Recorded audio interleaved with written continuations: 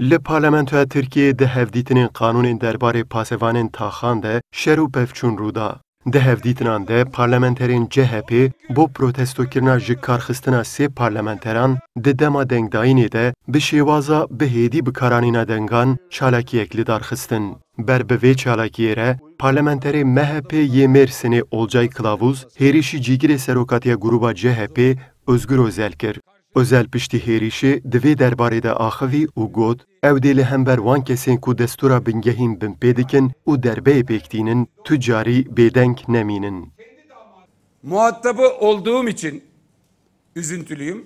Ji ber ku ez bim muxatabê vê yekê xemgîn im. Bûyera ku rûdayê rûreşiye. Ji paş fêrîşkirinê de naliyekê, ji xwe li parlamentoyê xweyîfedekirina tund û tujiyê bi serê xwe şermezarî ye. Şansê min hebû. Bêyî ku birîndar bibim, yan jî derbêyeka xedar bixwim, ji vê êrişê rizgar bûm. Parlamentoyan ku meclîs tê wateya cihê xeftinê. Em ê her tim rastiyê bibêjin û bu berdê leveyekê jî em here amade ne.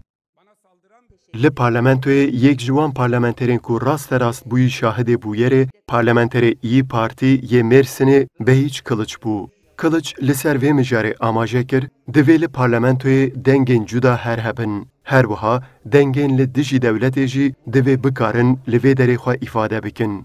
Kılıçê ku li dijî tund û tujiyê radweste, bûyera ku li parlamentoyê rûdayî wiha vegot. Hiç Türk parlamentosuna yakışmayan bir hareketle Birastî tevgereka wisa bi ta awayî li parlamentoya Tirkiyeyê nehat. Ji ber ku ez nêzik bûm, min bi çavê xwe jî dît. Parlamenterekî MHP ji paş ve Nêzî Özgür Özel bû û bêyî ku heya wî jê çêbibe, kulmek li rûyê wî da. Özel jî ji ber vê derbeyê hinekî vehejiya û berçavka wî kete erdê. Li parlamentoyê parlamenterên ji partiyên din jî ev hêrîş wekî gefeke li hember opozisyonê îfade kirin û gotin hêrîşên bi vî awayî bo bêdengkirina opozisyonê ye û divê kêşe û nakokiyên di navbera aliyan de li jêrbanê parlamentoyê ne bi tund û tujî lê bi diyalogê bêne çareserkirin. Başkanı Zühtü Aslan.